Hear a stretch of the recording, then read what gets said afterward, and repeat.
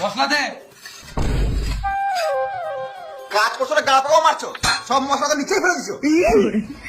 এই মশলাটা ফেলি না রে বোকা চোদা, কাজ করতে করতে এটা পড়ে গেছে।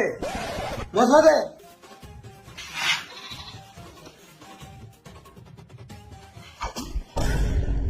এই মারা মশলাটা কড়াই না ঢেলে নিচে ঢেলে দিলি। কি ফালতু কষ্ট করে নিচে ফেলার থেকে আমি ফেলে দিলাম। মিস্ত্রি হলে বুঝতে রেখা পাচ্ছ না, যা তোকে মশলা বাড়াতে হবে না। ইটবো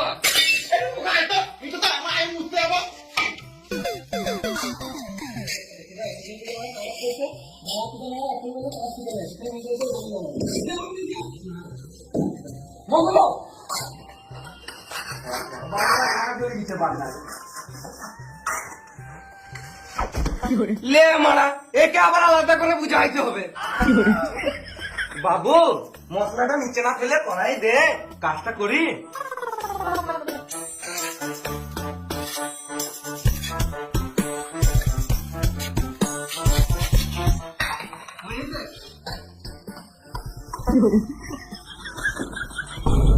এই মারা গাঁথা ইটগুলো কেন দিছিস? তুমি তো বললে ইট দিতে।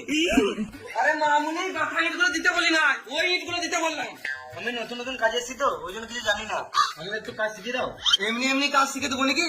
মিস্ত্রি হতে আমার 4 থেকে 5 বছর টাইম লেগেছে। আমার গাড়ি খানিক তেল মার, তবে তো কাজ শিখে দেবো।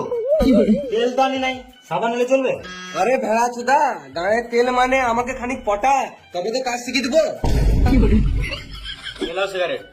শুধু সিগারেট খাওয়ালে হবে? গায়ে মারতে দেবো নাকি? বাড়ির তরকারি খাওয়াবি, মাঝে মাঝে মাছ মাংস খাওয়াবি, গুটকা খাওয়াবি, পাহাড় টিপে দিবি, তবে তো ভালো লাগবে। হ্যাঁ, সবকিছু খাওয়াবো, আগে কাজটা তো ভালো করে শিখে দাও। এলে কোন নিলে আর মশলাটা লে, আর কাকে কোন ভাগ করো, ভাগ করো। আরে মামুনি, আমার গাড়ি ফাঁকে বলি নাই, ইটার ফাঁকে ভরতে বললাম।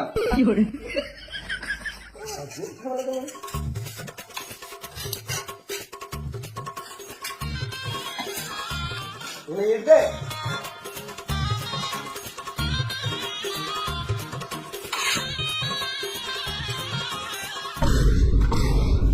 ইরি মারা, নুনুমুখো কি করছে? ইট গাচ্ছে। ইট গাচ্ছে মানে? মিস্ত্রি আমাকে কাজ শিখিয়ে দিছে। সুরের বাচ্চা মিস্ত্রি কত হিংসুটে। আমি এখন যে কাজ করলাম আমায় কাজ শিখাবে না, আরে নুনুমুখো 2 দিন কাজে সেই কাজ শিখিয়ে দিছে। বোকা চুদা, তুই কোনদিন সিগারেট কিনে খাইছিস? সে তোর কাছে বিড়ি চেয়ে চেয়ে খেতে হয়। আরে কে দেখ, কাজ শিখবো বলে সিগারেট খাওয়াচ্ছে আমাকে। এই নুনুমুখো তোকে বোকাচোদা বানাচ্ছে, ভুলো কিছু খাওয়াস না, তোকে ভুল কাজ শিখিয়ে দিবে। তোকে বেশি গান পাকা মারতে হবে না, তুই কাজ শিখবি না বলে এটা শিখতে দিবি না নাকি? তুই তো জীবনে মিস্ত্রি হতে পারবি না, সারা জীবন লেবার হয়ে থেকে আবি বলে লেবার হয়ে থেকে আবি নাকি? যাই ইট বাগা।